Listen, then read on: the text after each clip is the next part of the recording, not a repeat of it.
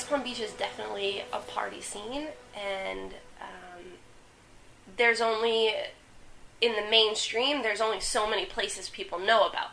You know, there's downtown Clematis, and, you know, there's City Place, and there's all these places that people know about, but it's not until you find out what the underground cool places are that you realize there's so many other things that are offered if people just knew about them. Oh, Carolina, what you been fed? 'Cause I was walking in a dream. What you mean? How you been? I never knew I'd get so red. I got so red. Raspberry on the ferry. I was feeling kind of seasick on that road. Raspberry on the ferry. I was feeling kind of seasick on that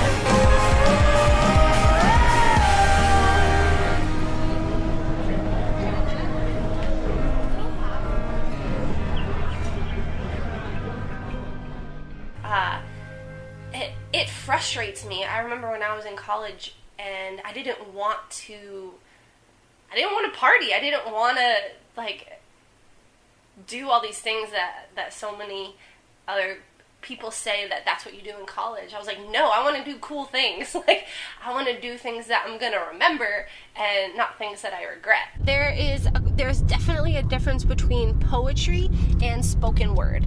And spoken word is so much more performance-based. It's written to be spoken out loud as opposed to be read in a book or from a page. A lot more times it's memorized, so there's that connection, and so that's cool to see as well with the different artists, what their style is, what their flow is, and you connect really well to different style types. It's just like music, but the words are the music. I never wrote spoken word. For years and years I would watch it but never try it myself until I went to an open mic, this little teeny tiny show called Lyrical Inc. that one of my close friends had started.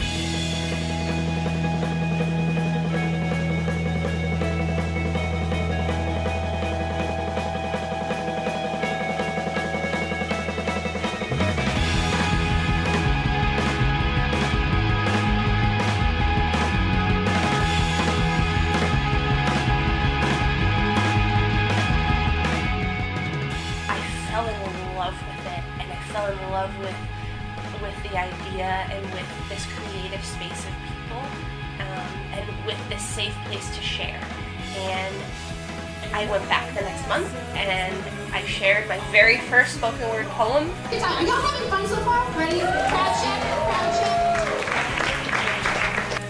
It was really awkward and it was really over emotional. And then I came back the next month and the next month and the next month, and I started helping her run it, and then eventually I took it over myself, and that was the first open mic show that I took on as hostess with the hostess. My name is Jeanette. I am your hostess with the mostest for tonight. Brand new, blank. Watch how fast this fills up.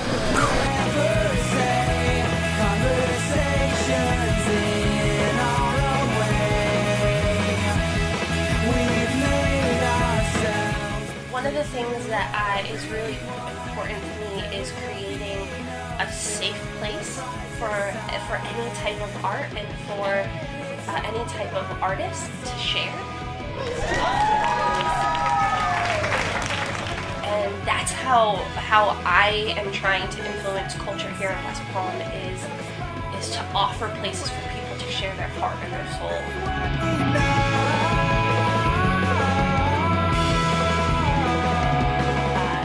It be okay and supported, because that's rare. That's rare everywhere, not just here in West Palm.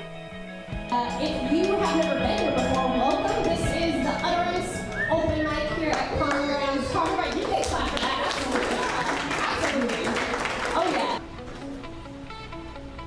Hey God, It's been a while since we last spoke. In fact, your holy word's been collecting dust. Your secrets are rubies.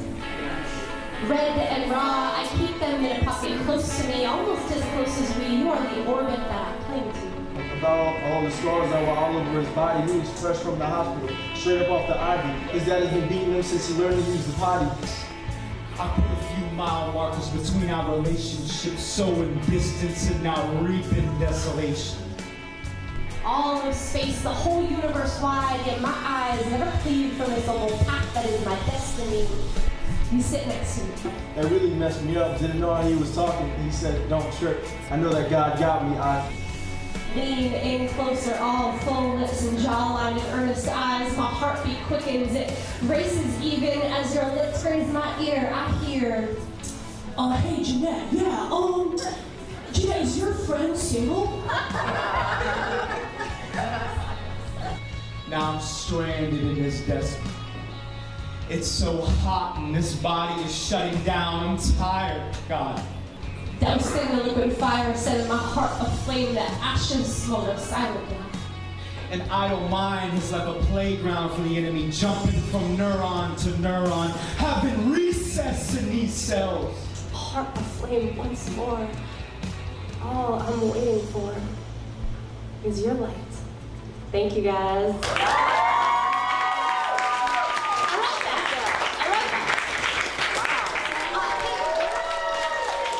I think there's so much power in words. I think there's so much, just the power of ink. When you write something down or you say it on a microphone, it is echoed through the hearts of people. It's an outflow of the soul. It's unbelievable. I connect with it so much. It's impacted me so much, and I just love to be able to pour my soul out and do it for God. That's who I do it for. That's the only reason I do it.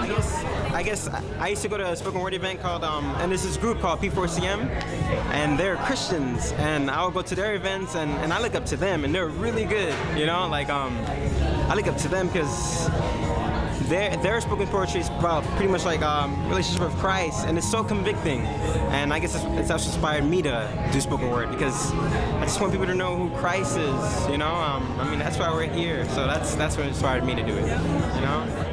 I write from a very raw place, and I have definitely penned some poems in tears, and I've definitely healed through some poems. I remember specifically there's a poem I wrote, it's called Joy, and it's about how joy is so much more important than being happy, and how just because there's darkness does not mean we don't have joy. And I wrote this just for other people. It was for around Christmas time, and I didn't realize that I had also written it for me until one of my close friends was killed in a motorcycle accident on his way to my show. And the first poem I performed after I got the news was Joy, and every single word was for me, and I cried my way through it, but it was the most powerful, healing moment I've ever had performing, because as I was saying the words, my heart and my grief was also healing, and it's a moment that I'll never ever forget, and that is the most beautiful thing about spoken word. There's so much healing in it. When the Japanese mend broken objects, they increase the damage by filling the cracks with gold. They believe that when something suffers damage and has a history, it becomes more beautiful. You have been told too many tall tales about your identity, sold the notion you are nothing, persuaded you're pathetic, undeserving of God's presence, presented with the ingrained idea that this is all that's left, and you only get leftovers. So you cling to the scraps of sort of compliments and the tattered rags we call riches here, a tidal wave of worthless, and you drown in it. Sink under the water-heavy weight of your sin, confident only in your crimes or are left feeling like a victim. You are bombarded by the message that you don't matter, and lies lured upon lies that shout, your mistakes are your makeup, beloved, wake up. The truth is, there are gold-lined cracks that reside within you, and you are worth more than this world would redeem. Not made to parade around in a pawn shop, but a castle, you are a treasure chest. Withered by wind and rain and sea, there are secrets locked inside of you. You who are the X on the map whose dotted lines lead back to creation, and the Creator himself rallied a rescue mission to retrieve you, for he is the only one who holds your key. And your brain might be bubbling up with little thoughts of insufficiencies like I am nothing, I am worthless, I am nothing. That sinister voice is the pillager, he who steals and destroys, using ploys to tickle your eardrums with truth undone, unwinding your very value. His pockets full of profit from your self-doubt and disgust. In God we mistrust is his anthem, and he's sneaky. A boombox in your brain, creeping into your cranium like an ever repeated jukebox song. He is wrong. Shut him out and move on. I know you've been hurt, struck down, maimed, and made to feel society's sting, but beloved, you have history knit within. Past wounds are wound together by threads of gold centuries old.